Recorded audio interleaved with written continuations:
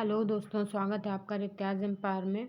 और UGC net exam की date sheet आ चुकी है और हमारा जो इतिहास का पेपर है वो 6 दिसंबर को है। और 6 दिसंबर तक हम लोग सारे जितने भी पीवाईक्यूज सेट हैं वो सारे सॉल्व कर लेंगे, जिससे हमारा अच्छे से रिवीजन भी हो जाए और हमें अच्छे अच्छे क्वेश्चंस की प्रैक्टिस भी हो जाए और ये चीज़ भी समझ में आ जाए कि पेपर पैटर्न कैसा है और किस टाइप के क्वेश्चंस इस टाइम पे पूछे जा रहे हैं। और हम लोग अभी जो लेटेस्ट में हाल ही में पेपर हुए हैं उनसे स्टार्ट करेंगे। 2012 से क्वेश्चंस स्टार्ट करेंगे और अब पहले हम लोग 2022 के क्वेश्चन सॉल्व करेंगे, उसके बाद फिर 2011 तक के सारे क्वेश्चन कवर करेंगे।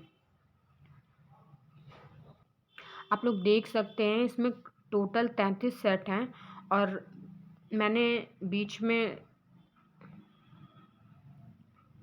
और अभी हम लोग सबसे जो लास्ट से सेट है, जो लेटेस्ट सेट है, लेटेस्ट पेपर हुआ है उससे स्टार्ट करेंगे। तो अभी हम लोग 2022 का सेकंड शिफ्ट का और फर्स्ट शिफ्ट का पेपर सॉल्व करेंगे। दोस्तों, हम लोग नेट यूजीसी जेआरएफ परीक्षा की ये दिसंबर 2022 का पेपर है जो 28 फरवरी 2023 को हुआ था। ये फर्स्ट शिफ्ट का पेपर है। इसके बाद हम लोग सेकंड शिफ्ट का पढ़ेंगे पेपर। उसके बाद फिर हम लोग इसके जो पहले के एग्ज़ाम्स हो चुके हैं वो सारे सेट कवर करेंगे। तो आज हम लोग स्टार्ट करते हैं ये वाला सेट। इसका पहला क्वेश्चन आप लोग देखते चलिए और इसके साथ साथ हम लोग क्वेश्चन की जो व्याख्या है उसको भी पढ़ेंगे, ताकि उस क्वेश्चंस में जितने भी ऑप्शंस आते हैं उससे रिलेटेड जितने भी इम्पोर्टेंट टॉपिक्स होते हैं वो सारे व्याख्या में दिए गए होते हैं। इसीलिए आपको व्याख्या अच्छे से पढ़ते चलना है और उसके अगर आपको लगे की पॉइंट्स नोट करिए, वरना यही वीडियो 2-3 बार देख लीजिए, आपका काम हो जाएगा। पहला क्वेश्चन है, धम्मपद, थेरागाथा, थेरीगाथा और जातक ग्रंथ निम्नलिखित में से किस बौद्ध धर्म ग्रंथ समूह से संबंधित है? तो इसके जो ऑप्शंस हैं देख लीजिए। उसके बाद डी ऑप्शन जो है वो इसका सही है, खुद्दक निकाय।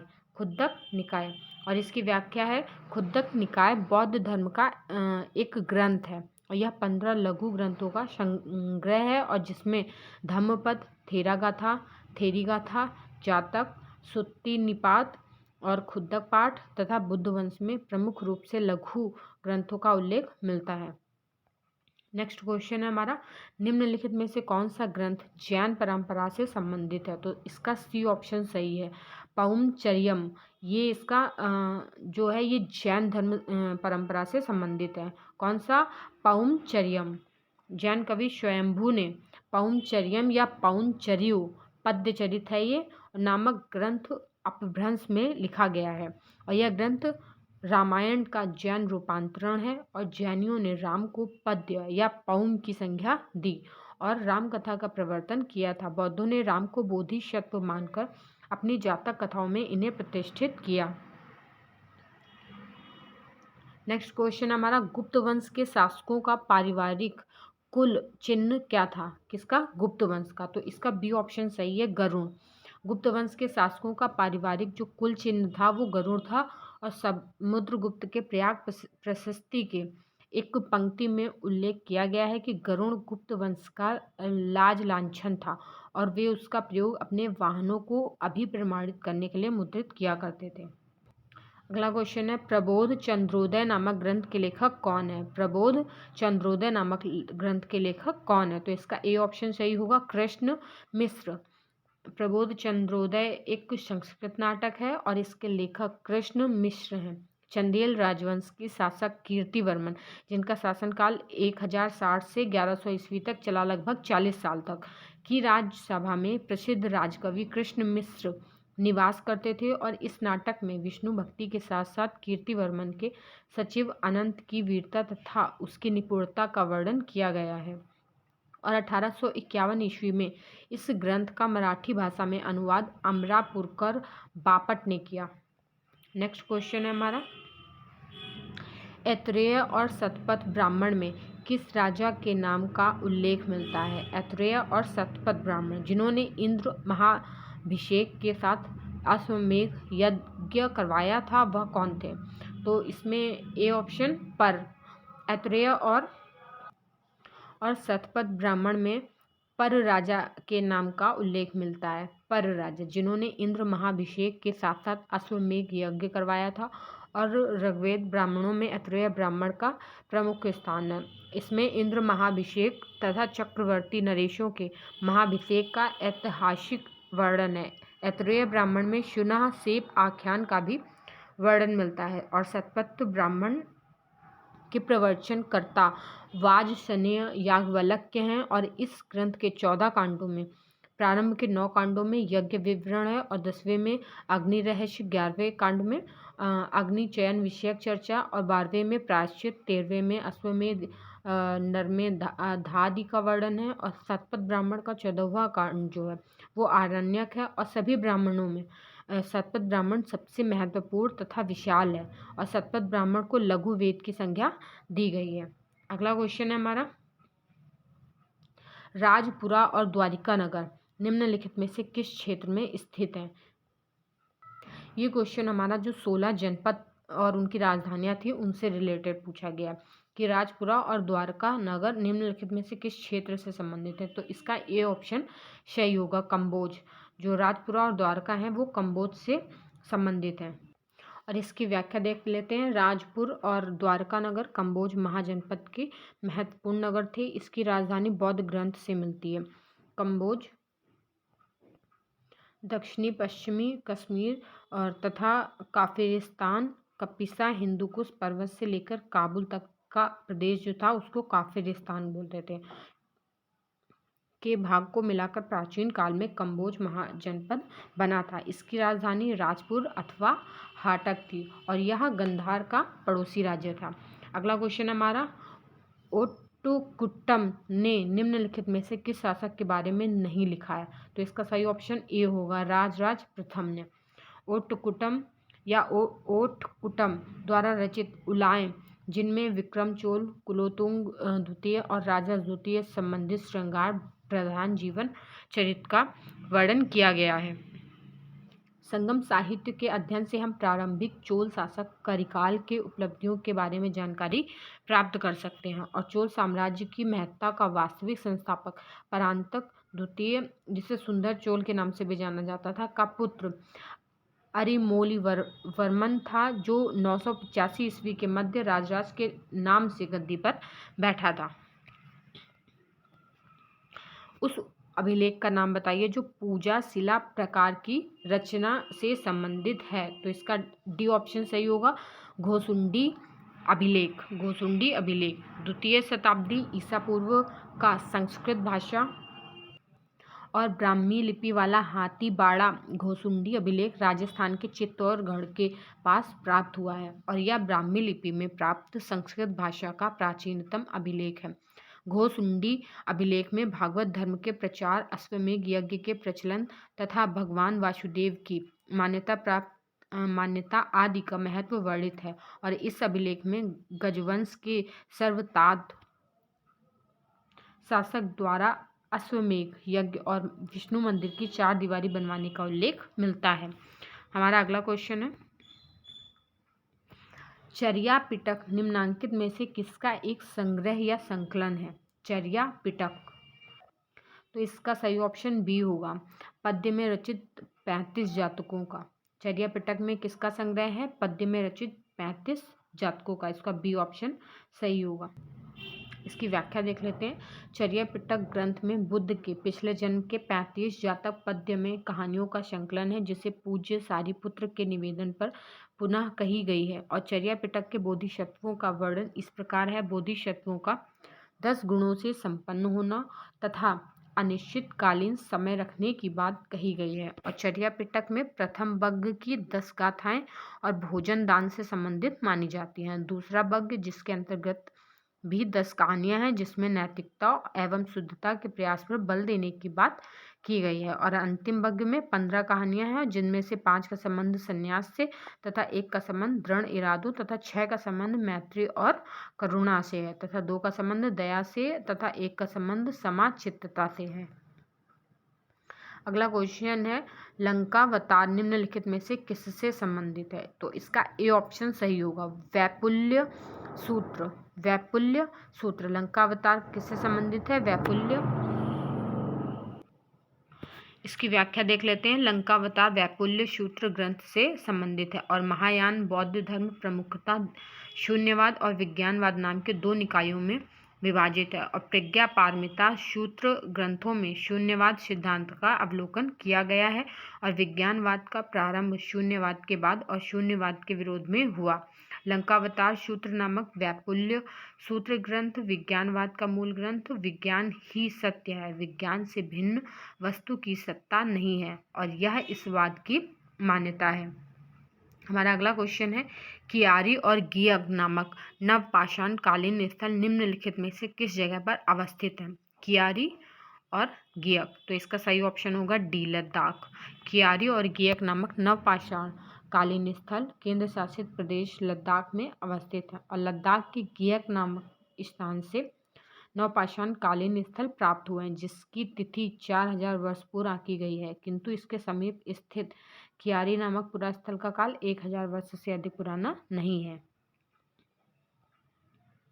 अगला क्वेश्चन है, घग्गर हाकरा नदी तंत्र का निम्नलिखित में से किसके द्वारा अध्ययन किया गया?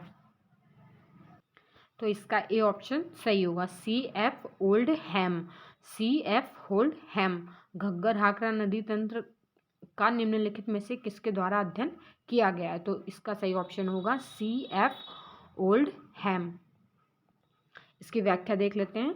घग्गर हाकरा नदी तंत्र का अध्ययन C.F. ओल्डहैम द्वारा किया गया था और 19वीं शताब्दी में ब्रिटिश अधिकारियों और खोजकर्ताओं द्वारा भूगर्भीय और पुरातात्विक साक्ष्यों और भाषाई समानता के आधार पर मौजूदा नदी प्रणालियों के साथ ऋग्वैदिक सरस्वती नदी का मिलान करने के लिए कई प्रकार किए गए थे, जिसमें एक ब्रिटिश सेना चिकित्सक और इंडोलॉजिस्ट C.F. ओल्डहैम ने सरस्वती नदी की पहचान इसके ऊपरी भाग में घग्गर नामक नदी से की है, जो अधिकांश रूप से भारत के अंदर प्रवाहित होती है और इसके निचले हिस्से में हकरा नदी जो पाकिस्तान से होकर बहती है।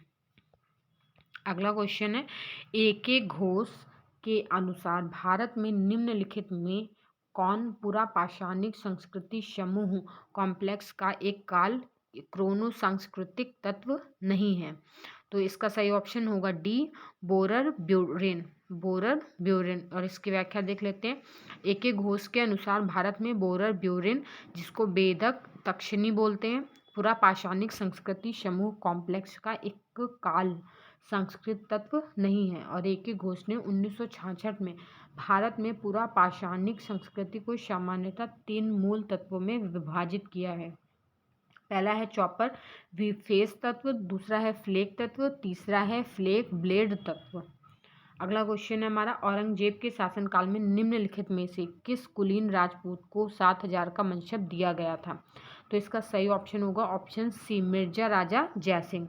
शाहजहां और औरंगजेब के शासनकाल में मिर्जा राजा जयसिंह राजपूत मनसबदारों में सर्वाधिक प्रतिष्ठित और प्रभावशाली थे। उन्हें 7000 जात एवं 7000 सवार का सर्वोच्च मनसब प्राप्त था।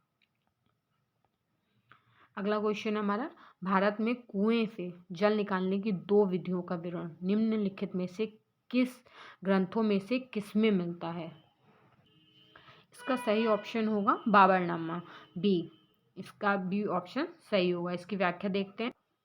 भारत में कुएं से जल निकालने की 2 विधियों का विवरण बाबरनामा ग्रंथ में उल्लेख किया गया है, जिसे बाबर ने तुर्की भाषा में स्वयं लिखा था। ये बाबर की आत्मकथा थी और उसने मुगल काल में सिंचाई के अत्याधुनिक साधनों रहट चरस का वर्णन किया है और मुगल काल में रहट का प्रयोग लाहौर, दीपालपुर दोनों ही आज के समय पे पाकिस्तान में है और ऐसी दूसरी जगहों पर लोग रहट के जरिए सिंचाई करते हैं। कुएं से पानी निकालने की दूसरी सामान्य विधियां चरस थीं और बाबर के अनुसार आगरा, चांदवार और बयाना आदि क्षेत्रों चरस के द्वारा सिंचाई की जाती थी। अगला क्वेश्चन हमारा, किसने इस बात का पर्यवेक्षण किया कि जब अकबर मिर्ज़ा हाकिम के विद्रोह का दमन करने के लिए अभियान हेतु काबुल की ओर गया था तो उसने अपनी मां हमीदा बानो बेगम को दिल्ली सूबे का प्रभारी नियुक्त किया था? तो इसका बी ऑप्शन सही होगा, Father Anthony Monserrate. Father Anthony Monserrate. Father Anthony Monserrate ने अपने पर्यवेक्षण में यह पाया कि जब अकबर मिर्ज़ा हकीम के विद्रोह को दमन करने के अभियान हेतु काबुल की ओर गया था, तो उसने अपनी माँ हमीदा बानो बेगम को दिल्ली सूबे का प्रभारी नियुक्त किया था। और फादर मॉन्सरेट जिन शहरों को देखा और जिन मार्गों से होकर यात्रा की, उसका वर्णन इस प्रकार से किया कि भारत के नगर दूर से देखने पर तो बड़े सुहावने लगते हैं, किंतु अंदर से देखो तो सकरा और बेतरतीब नजर आते हैं। मॉन्सरेट को काबुल अभियान के समय अकबर के साथ जाने का अवसर मिला था, किंतु बादशाह अकबर अस्वस्थ हो जाने की वजह से जलालाबाद से आगे नहीं गया। वह अपनी सेना के साथ लौट आया और लाहौर में डेरा डाला। इस प्रकार मॉन्सरेट को मुगल सेना और छावनी की आंखों देखी जानकारी पाने का अवसर मिला। अगला क्वेश्चन है, जनवरी 1751 में निम्नलिखित में से किस सेना नायक के नेतृत्व में फ्रांसीसी सेना मुजफ्फर जंग के साथ आई थी? इसका सही ऑप्शन होगा ए, कैप्टन बस्सी। कैप्टन बस्सी। फ्रांसीसी सेना जनवरी 1751 में सेना नायक बस्सी के नेतृत्व में मुजफ्फर जंग के साथ नजर आई थी।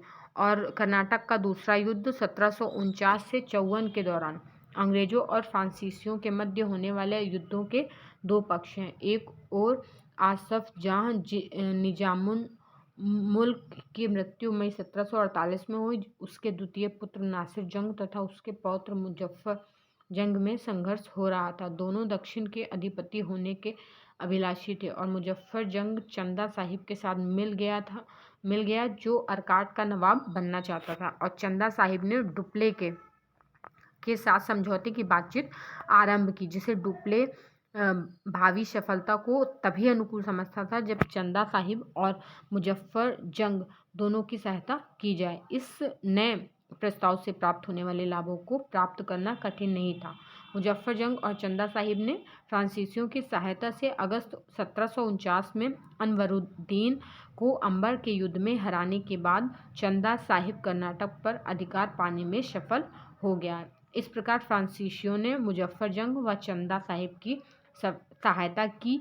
उसी प्रकार अंग्रेजों ने नासिर जंग की सहायता की और नासिर जंग ने 1750 में मुजफ्फर जंग से पराजित हुआ और पकड़ा गया और उसे बंदी बना लिया गया। उसी दौरान नासिर जंग के भाग्य चक्र में परिवर्तन हुआ और उसे मार दिया गया। उसके बाद चंदा साहिब को अरकाट के नवाब के रूप में स्वीकार कर लिया गया। अगला क्वेश्चन है हमारा, आरंभिक आधुनिक काल में उम्मल के रूप में किसे जाना जाता है? तो इसका सही ऑप्शन होगा बी, कर संग्राहक। उम्मल कर संग्राहक। आरंभिक आधुनिक काल में उम्मल के रूप में कर संग्राहक को जाना जाता है और यह व्यवस्था मद्रास पांडिचेरी में लागू की गई थी और इसकी जानकारी 1865 में भारत के राज्य सचिव द्वारा जारी सूचना से प्राप्त होती है। अगला क्वेश्चन है, निम्नलिखित में से किस साम्राज्य के अंतर्गत सैनिक सेवा के समर्थन हेतु गांवों से राजस्व कार्य अर्थात सरंजाम एक लोकप्रिय प्रथा थी? तो इसका सही ऑप्शन होगा ऑप्शन सी, मराठा साम्राज्य। मराठा साम्राज्य के अंतर्गत सैनिक सेवा के समर्थन हेतु गांवों से राजस्व कार्य अर्थात सरंजाम एक लोकप्रिय प्रथा थी और मोकासा जागीर व सरंजाम प्रथा उन भू अभिहस्तांकनों के लिए प्रयुक्त होती थी जो मराठों के अंतर्गत सैनिक सेवाओं के एवज में प्रदान किए जाते थे।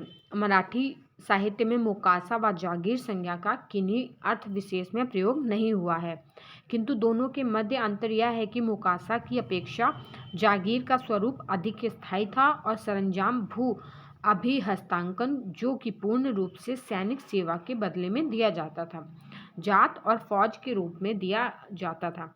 जात सैनिक सेवाओं के लिए सरंजामदार के वेतन के रूप में प्रदान किया जाता था, जबकि फौज शीर्षक के अंतर्गत प्रदान किया जाने वाला अभिहस्तांकन सेवा और किले आदि की व्यवस्था के मद में प्रयुक्त होता था। इससे स्पष्ट है कि मनसबदारी व्यवस्था के समान ही सरंजाम भी दो रूपों में अभिव्यक्त होता था। सरंजाम भूमि अभिहस्तांकनों के अंतर्गत अधिग्राही का एक या कई ग्रामों के प्रशासन और राजस्व दोनों में ही हिस्सा रहता था। किसने लिखा है कि समय बहुमूल्य है और अपरिवर्तनीय है? इसका सही ऑप्शन होगा ए, अबुल फजल। अबुल फजल ने लिखा है कि समय बहुमूल्य है और अपरिवर्तनीय है। अकबर के सांस्कृतिक कार्यों के संगठनकर्ता मुख्य रूप से अबुल फजल थे। वह उस युग के बहुत बड़े विद्वानों में से एक थे। वे धार्मिक सहिष्णुता की नीति निर्धारित करने में, सर्वात्मवाद का प्रचार करने में वह अकबर के निकटतम सहयोगी थे। और स्मिथ ने अकबर के दीन इलाही को राजनीतिक मिथ्या धर्म और अबुल फजल को उसका मुख्य पुरोहित कहा है। और कट्टरपंथियों को यह धर्म पसंद नहीं था। अकबर का पुत्र सलीम इन कट्टरपंथियों से मिल गया था और उसने बुंदेलखंड के वीर सिंह देव द्वारा अबुल फजल की हत्या करवा दी थी। और स्मिथ ने अकबरकालीन राजकीय दस्तावेजों के अभाव की चर्चा की है, लेकिन अबुल फजल के आईने अकबरी की प्रशंसा की है। और अकबर के आदेश से अबुल फजल ने अकबरनामा लिखने का कार्य शुरू किया और 7 वर्षों की कड़ी मेहनत के बाद 1596-97 में इसे पूरा कर अकबर के समक्ष रखा था। और अबुल फजल को अकबरनामा को 3 जिल्दों में विभाजित किया, जिसमें से प्रथम 2 जिल्द इतिहास है और तीसरा जिल्द आईने अकबरी है। अगला क्वेश्चन है, किसने कहा कि उसके लाल कुंवर लिए नूरजहां के समय को पुनर्जीवित किया गया और उसके नाम से सिक्के जारी किए गए?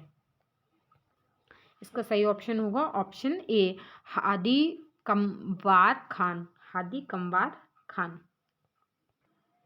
हादी कमवार खान ने कहा कि उसके लाल कुंवर के लिए नूरजहां के समय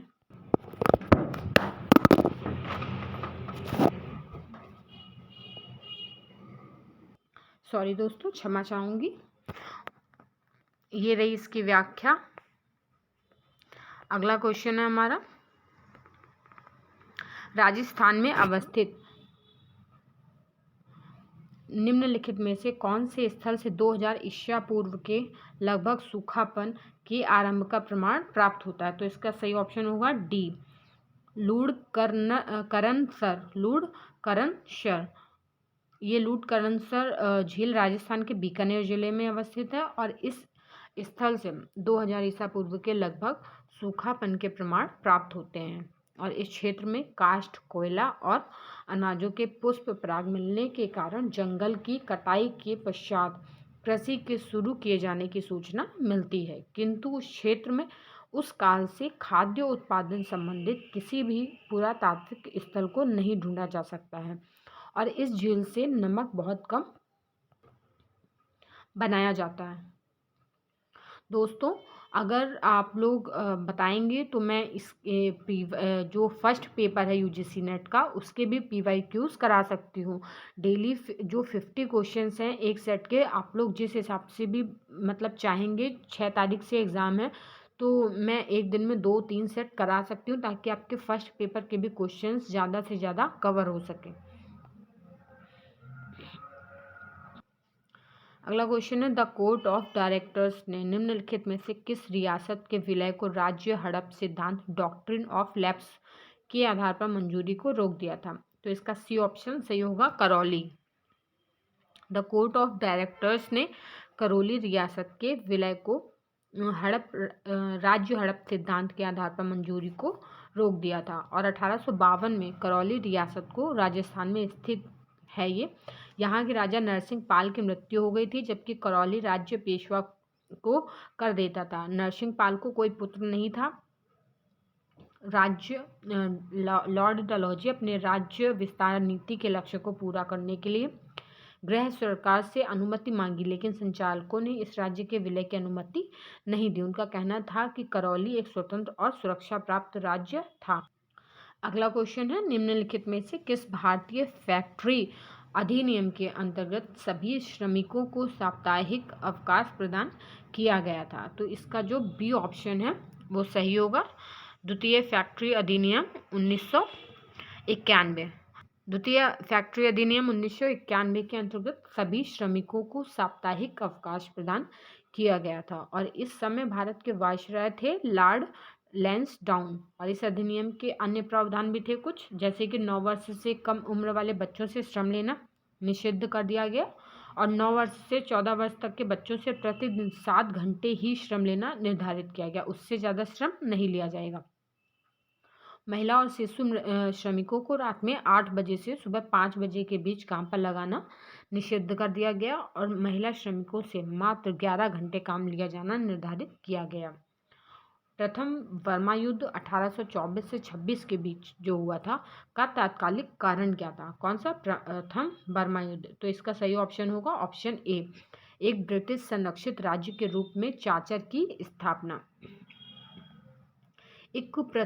ये जो प्रथम बर्मा युद्ध था ये हुआ था 1824 से 26 के बीच और इसका तात्कालिक कारण था एक ब्रिटिश संरक्षित राज्य के रूप में चाचर की स्थापना करना। और 1822 वर्मा सेना को निर्विघ्न रूप से सफलता मिल रही थी, जिसके कारण वर्मा राज्य स्वयं को अपराज्य समझने लगा था और 1822 में वर्मा ने असम पर अधिकार कर लिया और कंपनी अधिराज्य के उत्तर पूर्वी सीमांत का अतिक्रमण करने लगा और 1823 में वर्मा ने कंपनी से एक छोटा सा द्वीप शाहपुरी चटगांव से परे ले लिया और उस द्वीप से ब्रिटिश चौकियों से अंग्रेजों को भगा दिया गया।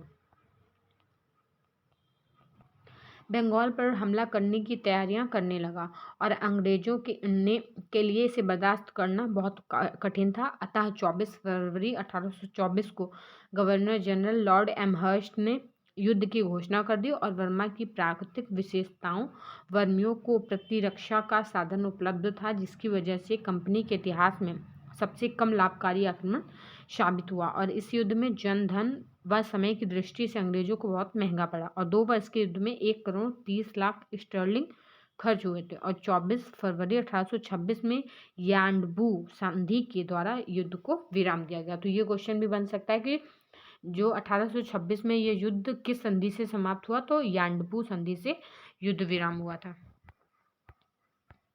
अगला क्वेश्चन है, निम्नलिखित में से किसने Gandhi ji leadership and the Congress Socialist Party शीर्षक से निबंध लिखा था? तो इसका डी ऑप्शन सही होगा, जयप्रकाश नारायण।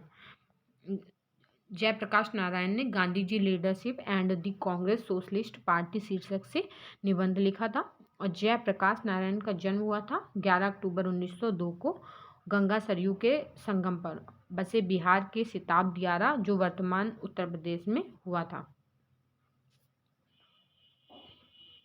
अगला क्वेश्चन है हमारा, निम्नलिखित में से किस युद्ध के बाद प्रख्यात हीरा कोहिनूर ब्रिटिश मुकुट को समर्पित कर दिया गया था? इसका सही ऑप्शन होगा द्वितीय आंग्ल सिख युद्ध, बी ऑप्शन इसका सही होगा। 1848 से 49 तक में जो द्वितीय आंग्ल सिख युद्ध हुआ था, उसी युद्ध के दौरान द्वितीय आंग्ल सिख युद्ध जो 1848-49 के बाद प्रख्यात हीरा कोहिनूर ब्रिटिश मुकुट को समर्पित किया गया था और 29 मार्च 1849 को लॉर्ड डलहौजी ने हेनरी लॉरेंस एलनबरो व मंत्रिमंडल की इच्छाओं की परवाह नहीं करते हुए पंजाब को ब्रिटिश साम्राज्य में मिलाने की घोषणा कर दी और इस दिन लाहौर में महाराजा दिलीप सिंह ने आखिरी बार दरबार लगाते हुए भारत सरकार के विदेश सचिव हेनरी इलियट के सामने अपने राज्य के विलय की संधि पर हस्ताक्षर कर दिए, जिसके परिणाम स्वरूप दिलीप सिंह के लिए 5 लाख रुपए वार्षिक पेंशन निर्धारित कर दी गई और राजा दिलीप सिंह ने कोहिनूर हीरा लॉर्ड डलहौजी ने दिलीप सिंह से कोहिनूर हीरा लॉर्ड डलहौजी ने प्राप्त किया, जिसे इसके बाद कोहिनूर हीरा को महारानी विक्टोरिया को भेज दिया गया। अगला क्वेश्चन है, मेला ढोने वालों की 1948 की हड़ताल के एक प्रमुख के रूप में किसको धनगरमा की उपाधि दी गई थी? तो इसका बी ऑप्शन सही होगा, प्रभावती दासगुप्ता। प्रभावती दासगुप्ता। अगला क्वेश्चन है, एस्तादो द इंडिया निम्नलिखित में से किस नाम से लोकप्रिय है?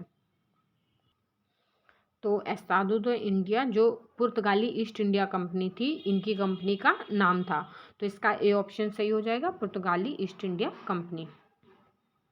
इसकी व्याख्या देख लीजिए, पुर्तगाली East India Company Estado da India के नाम से प्रसिद्ध थी और इसका मुख्य उद्देश्य काली मिर्च और मसालों के व्यापार पर एकाधिकार स्थापित करना था और लाल सागर तथा भूमध्य सागर के माध्यम से व्यापार सुरक्षित नहीं था, अतः पुर्तगाली सुरक्षा के बदले में व्यापारियों से कॉर्टेज सुरक्षा कर वसूलते थे। और कहा जाता है कि मुगल सम्राट अकबर को भी अपने समुद्री व्यापार के लिए पुर्तगालियों से कॉर्टेज लेना पड़ा था। एक प्रकार एस्तादो द इंडिया सामुद्रिक लुटेरा के नाम से प्रसिद्ध था। ये सारी कंपनी हैं और ये स्थापना वर्ष है। एस्तादो द इंडिया जो पुर्तगाली कंपनी की स्थापना कब हुई थी? 1498 में, और ये पुर्तगाल के थे। और उसके बाद अंग्रेजी ईस्ट इंडिया कंपनी की 1599 में स्थापना वर्ष है। और इसकी जो ये कहाँ के थे? इंग्लैंड के। और डच ईस्ट इंडिया कंपनी 1602 ईस्वी में, ये नीदरलैंड के निवासी थे। और डेनिश ईस्ट इंडिया कंपनी 1616 ईस्वी, ये डेनिश डेनमार्क के थे।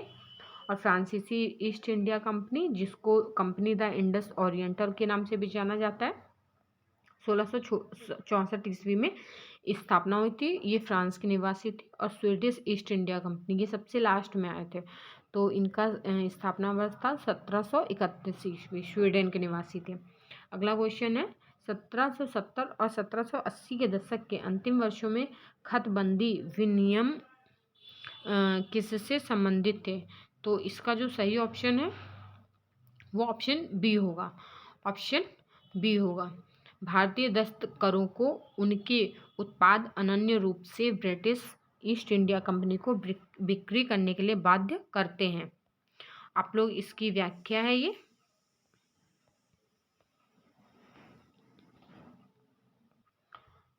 दोस्तों ये हम लोग ये वीडियो इसी क्वेश्चन तक रखेंगे। इसके आगे के क्वेश्चन हम लोग नेक्स्ट वीडियो में रखेंगे, ताकि वीडियो ज़्यादा लंबी ना हो और आपको समझने में पढ़ने में आसानी रहे। और मैं व्याख्या को अच्छे से पढ़ के बताती हूँ, इसीलिए ये वीडियो थोड़ा सा टाइम ले लेती है। बाकी आप लोग अगर ये सारी वीडियो अच्छे से सुन भी लेंगे तो आपका रिवीजन बहुत अच्छे से हो जाएगा। ये क्वेश्चन है, दादा भाई नौरोजी ने 1895 में किस आयोग के समक्ष भारत से धन के निष्कासन ड्रेन ऑफ वेल्थ के मामले को प्रस्तुत किया था? तो इसका ए ऑप्शन जो है वो सही होना चाहिए, वेल्बी आयोग। हाँ, वेल्बी आयोग ब्रिटिश सरकार द्वारा गठित भारत के व्यय प्रशासन पर रॉयल कमीशन था। इसका गठन 1895 ईस्वी में भारत में हो रहे अनावश्यक खर्चों की जांच करने के लिए किया गया था। और इस आयोग में वेल्बी चमन तथा टी.आर. बुकानन संसदीय प्रतिनिधि के रूप में तथा दादा भाई नौरोजी, विलियम वेंडरबन एवं विलियम एस केन भारतीय हितों के प्रतिनिधि के रूप में सदस्य थे। और अतः 1895 में दादा भाई नौरोजी ने इस आयोग के समक्ष धन के निष्कासन ड्रेन ऑफ वेल्थ का मामला रखा। और 1897 में गोखले तथा दिनसा वाचा आयोग के समक्ष उपस्थित हुए थे। और 1900 ईस्वी में आयोग की रिपोर्ट में वित्तीय व्यवस्थाओं की निष्पक्षता सुनिश्चित करने के लिए ब्रिटिश हाउस ऑफ कॉमन्स से विनती किया गया।